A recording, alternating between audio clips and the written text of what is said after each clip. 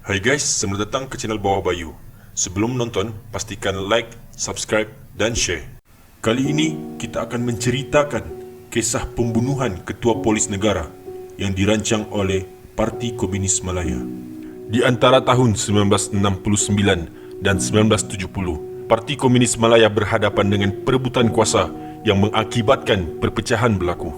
Dalam peristiwa berkaitan, seramai 200 anggota telah dibunuh dan beratus-ratus yang lain dibuang dari PKM. Perpecahan ini membuatkan PKM mempunyai kekuatan seramai 730 anggota.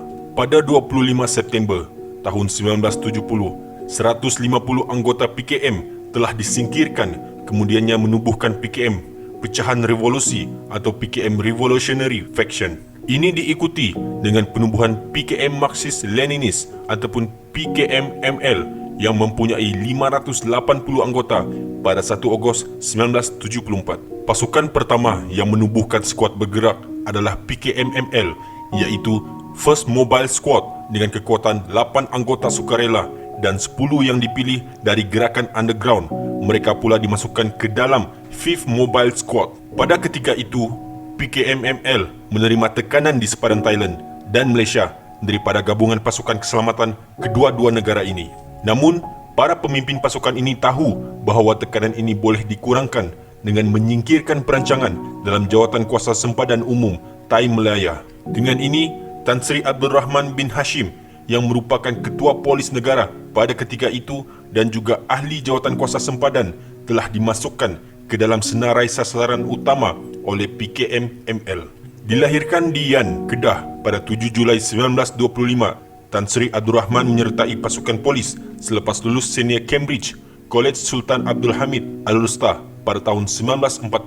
Beliau kemudiannya dilantik sebagai seorang pegawai polis negeri Kedah sebagai sub-inspektor pada 17 Oktober 1941 dan dinaikkan pangkat menjadi penolong penguasa polis menjelang tahun 1952. Pada tahun 1953, Tan Sri Abdul Rahman terlibat dalam kursus siasatan jenayah di Milmis, England dan sekali lagi dihantar menyertai kursus pegawai kanan di Rayton-on-Dunsmore, England selama 6 bulan pada September 1957. Kerjaya beliau dalam pasukan polis tidak terhenti di situ sahaja apabila dilantik sebagai Ketua Cawangan Khas Pulau Pinang pada tahun 1960, Timbalan Pengarah Cawangan Khas Bukit Aman pada tahun 1963 dan kemudiannya sebagai Pengarah Cawangan Khas pada 1971. Beliau memegang jawatan Timbalan Ketua Polis Negara pada 31 Januari 1972 dan menjelang 1 Februari 1973. Tan Sri Abdul Rahman telah diberi penghormatan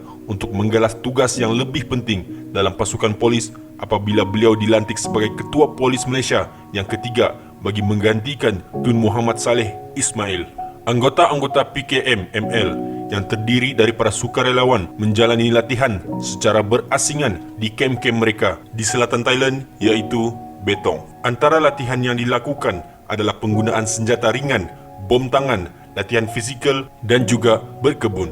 Walaupun berkebun tidak dilihat sebagai salah satu latihan ketenteraan, namun ia bertujuan untuk menjadikan kulit anggota-anggota PKM-ML lebih gelap disebabkan terdedah kepada sinaran matahari. Ini kerana mereka berbangsa Cina dengan kulit yang putih dan PKM-ML tidak mahu mencetuskan kemarahan orang-orang Melayu disebabkan pembunuhan yang dirancang ini. Mereka bimbang ini akan membuatkan orang Melayu membalas dendam terhadap orang Cina. Jadi, PKM-ML cuba untuk menggelapkan kulit ahlinya supaya jika terdapat saksi, mereka membuatkan mereka keliru dan tidak dapat mengesan bangsa yang melakukan pembunuhan tersebut dan menyangkakan bahawa ia dilakukan oleh Melayu sendiri. Bagi melaksanakan rancangan ini dengan sempurna, tinjauan selama seminggu dilakukan oleh PKM-ML. Mereka melihat setiap gerak-geri Tan Sri Abdul Rahman, termasuklah pergerakan beliau dari rumahnya di Jalan Kiapeng dan juga ketika beliau bertugas di Ibu Pejabat Polis Kuala Lumpur. Pada 7 Jun 1974, sekitar 7 pagi, negara kita dikejutkan dengan satu berita yang sangat menyayat hati. Pada pagi tersebut, Tan Sri Abdul Rahman dalam perjalanan beliau ke Ibu Pejabat Polis Persekutuan di Bukit Aman bersama pemandu beliau iaitu Pemangku Sarjan Omar Yunus untuk mengambil dokumen yang diperlukan dalam mesyuarat Jawatan Kuasa Sempadan Umum Thailand Malaysia di Hotel Federal Kuala Lumpur. Dan secara tiba-tiba, 2 orang lelaki telah melepaskan 11 das tembakan ke arah kereta yang dinaiki mereka.